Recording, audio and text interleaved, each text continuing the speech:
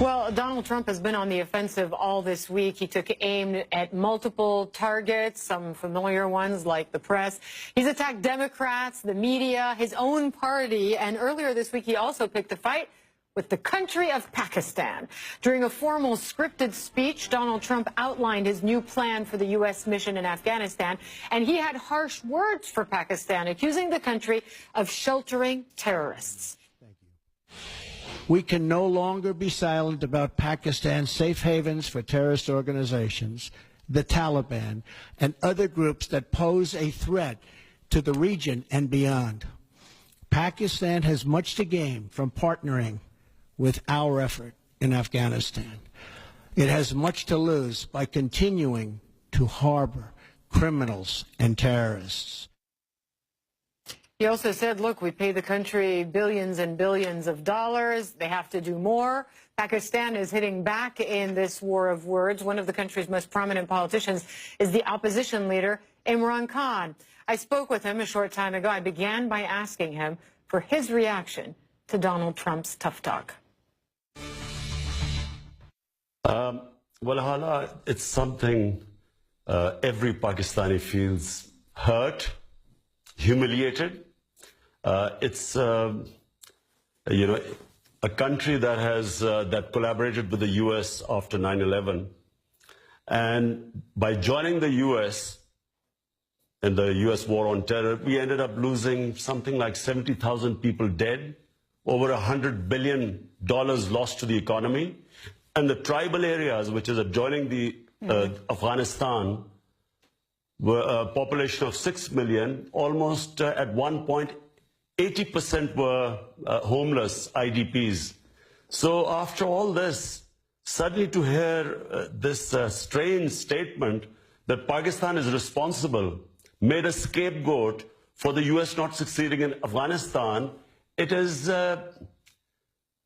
I just have to say that it is deeply painful for all of us. So you don't acknowledge that Pakistan is turning a blind eye sometimes, the government itself?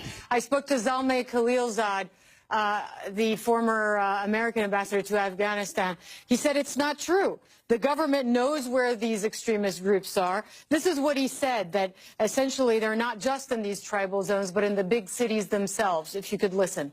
In fact, the leadership of the Taliban are in the city of Quetta. Other leaders are in places like Peshawar, big cities of Pakistan. Yes, of course, when they come across the border, they cross areas that are tribal. But the government of Pakistan knows where these people are. So you have former ambassadors like Khalilzad saying the government knows exactly where these people are and they're just turning a blind eye. So, number one, why does he not tell this to the Pakistani government or the military, which keeps asking them to tell them where these people are? Because they seem to know, Zalmay Khalilzad seems to know. Number two, Hala, is this plausible? That there were 150,000 NATO troops in Afghanistan, over 100,000 American troops, one of the mightiest military machine in the history of mankind. And the total number of insurgents going into Afghanistan, which Pakistan is being accused of harboring, the Haqqani group, that's the group, Haqqani network, which Pakistan is supposed to be protecting, what, they're 1,500, 2,000, maximum 3,000?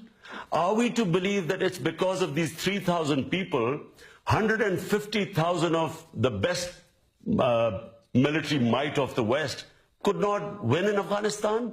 Is this plausible? I mean, who believes this joke?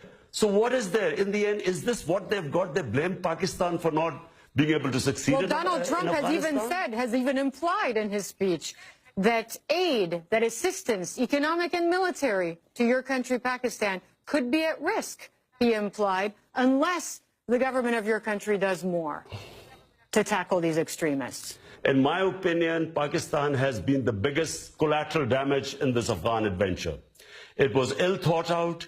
There was no definite aims. They never tried a proper political solution in Afghanistan. There was bombings and killings. And to blame Pakistan at the end, who is the biggest sufferer of this war. Which country has lost 70,000 people going in to help the Americans in Afghanistan? And when they talk about loss to the economy, it's over $100 billion. I mean, the government has come up with this statistic. But you'd be okay with some of this U.S. aid being suspended if, in fact, Donald Trump goes down that road? You'd be okay with that? I would certainly recommend it to our government. I'm in the opposition. I would recommend that we could do without this aid. We are much better off staying out of Afghanistan. This aid has been very costly to us in terms of, as I said, not just the loss to the economy, but the number of Pakistanis killed, wounded, lost limbs in these bomb attacks. We would do without this aid. You do admit, though, that your country has a terrible problem with some of these groups that carry out horrific attacks. Just a few months ago in Lahore, 80 people killed in a single attack. If you were prime minister, if you were the head of the government, what would you do differently? In my opinion, Pakistan, all the political parties have come to the table and we have come up with what is called the National Action Plan, where we feel that all militant groups within Pakistan should be disarmed. So this is a consensus reached in Pakistan after all this bloodshed.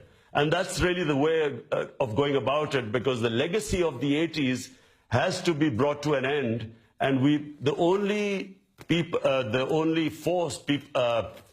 the government should have monopoly of arms. One last thing, a message to Donald Trump.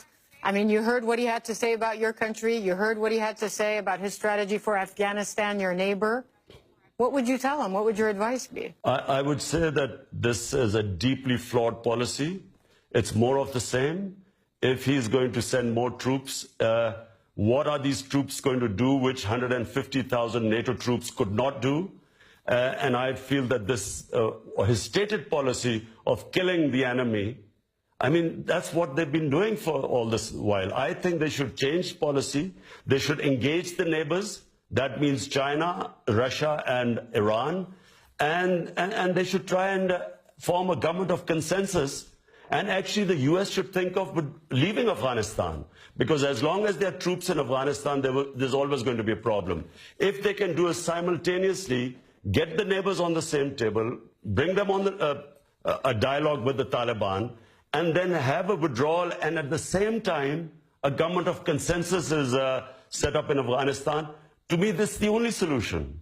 Do you see yourself as having a clearer path to becoming prime minister? I know you're in the opposition now, but Nawaz Sharif was removed a few weeks ago. How do you see the next few months playing out for you in terms of that ambition?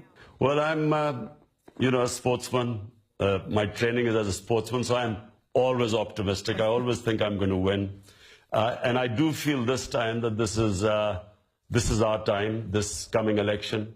Whenever it is, we think it'll be the end of this winter. And I think we have a very good chance of winning the elections. You see yourself as Prime Minister of Pakistan?